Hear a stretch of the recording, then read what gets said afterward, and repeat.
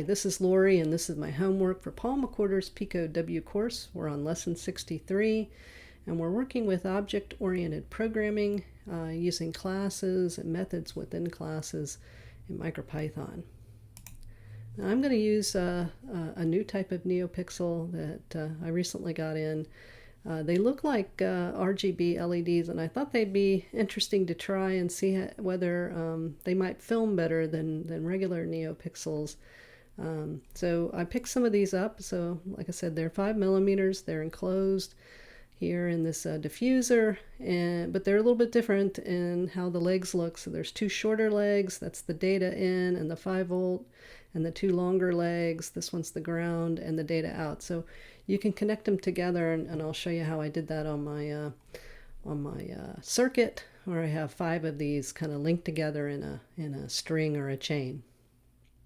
Okay, I've got the setup over here, and I'll be looking away so I can kind of point around at this a little bit.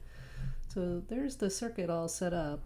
So you can see the 5 volts coming down here, getting passed around, and then you can see each of the NeoPixels is grounded and connected to the 5 volts. And then when I tilt it a little bit, I think you can see that this pin and this pin are in the same columns here, so they're interconnected, data in, data out, data in, data out, and then it goes to this pin here on our Pico. So that's how I have the circuit set up. So what I decided to do for the homework was to work with my new NeoPixels. I wanted to take the NeoPixel class that's included with MicroPython and fix it up, add some more functionality to it. I have used other people's libraries where they've already done all this work, but I thought, that NeoPixel class was relatively simple in the sense it didn't have a lot of functions in it. And when we were working with it in the class, I actually added a couple things. I added brightness. I made a function for brightness. I made a function to move the pixels to the left or move the pixels to the right on a string of NeoPixels. So I thought I'd try to take the existing NeoPixel class and add that functionality to it. And because I think that's kind of the thing I'll probably want to do in the future. So it took a little time to kind of understand better how the NeoPixel class works. And so anyways, that's the first step. So this might be a little complicated, and maybe not everybody's interested in this topic like I am. All right, but anyways, here's the class as it is, and I tried to make comments wherever I changed things up from the original. So originally this was this order property was here, not inside the init but outside, and I know that has implications about how it works and so forth. I decided to move it into the init as an option because depending on where you get your NeoPixels from, you may need to change the order. And so like whenever I get NeoPixels from Adafruit, I often have to say that they're green, red, blue rather than red, green, blue, which many of them are. So I made that one of the properties that's set in the init, and you can set it as the user. So I have it now set to the way that I'll need it for well, actually I have it set to the original order that they have in here always, but then if I need to change this order to use the Adafruit ones, I'm going to use this order. All right, so with the init I added that. I also added a brightness value property. It starts off at 255, meaning full brightness, and it needs to be a number between 1 and 255. So all of this got carried along, and then here's where I added the brightness value. So I just did a check to make sure if somebody put in a number greater than 255, it's just going to get set to 255, and if they put something less than 1, it's going to get set to 1, and otherwise it's going to be the value that is given in the init, and it would also obviously default to 255 if you don't specify. The rest was here, and then I had to add in this self.order since I put the order in the init function here. All right, this length, this set item, and get item, they were already in here. I had to change the set item and add in the brightness. So I'm doing brightness, whatever number you give, it gets divided by 255, so make it a fraction. And then that's how it'll get lit. So when you set item, you set a pixel, it'll adjust the brightness based on what you put in your net. And you could also, later on, as Paul was showing us, you could also change the brightness within the program by using self.brightness. So I had to add that there. I also had to add the brightness into the fill function that was already here, so I added that same kind of code.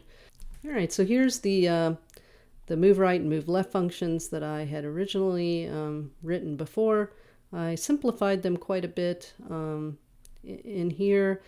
And so you just tell it how many steps you want the pixels to jump. So by default, you probably want them to go one, just move by one, but they can move by 2 or 3 or whatever you pick. It'll jump that many pixels and move everything around, like the string is one big circle or something. So there's a move right and a move left. And I think I explained this before. How you do this kind of you kind of divide up the byte array that's containing all the colors, and you kind of split it in half in different ways depending on whether you want to go left or right. So that's how I got those in there. So now let's see them work. All right, so this is the first program where I'm gonna play with the brightness property. So we'll import my new NeoPixel class, and over here on my Pico you'll see I have that class in the lib folder, and then these couple of programs that I've written for the homework here on the Pico. And so import them and a couple other needed libraries. And then this is the pin that I have the NeoPixels connected into. There's 5 of them. So we'll do we'll initialize our object, our NeoPixel LBP object, and set it up and use the correct order for these Adafruit NeoPixels. And then here's some colors we can play with. I made a list of those, and I made a list of brightness values I want to go through. So I'm going to kind of pulse these, going through a loop. Then got a delay time or a sleep time in here, playing both with Arduino and Pico at the same time, so get confused about sleeps and delays. And so we'll loop through the brightness array up here. We'll set the brightness as a property, so mySpring.brightness will set to the current one, and then we'll set the colors. So here's all the colors that we're going to set on the string, write them, sleep a little, come back around and grab another brightness.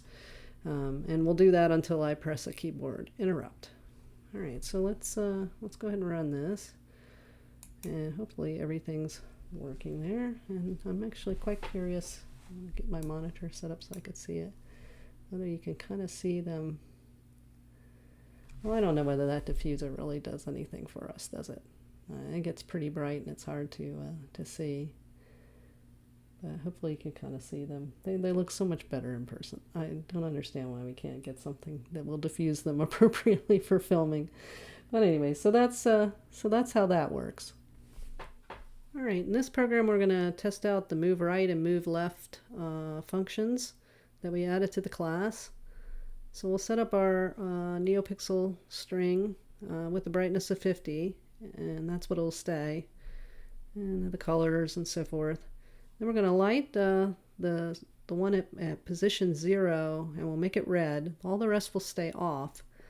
And then we'll start moving the string. So there'll only be one lighted one at any one time, and it'll move to the right by 1 step. And it'll go around a couple of times here. Then when we get to that point, it's going to stop and turn that pixel green, and then it's going to start moving them to the left. And so I've oriented the board so the left and right I think will show correctly on the video. So let's go ahead and let that run. Yeah, I think that's, you can say go in the other direction.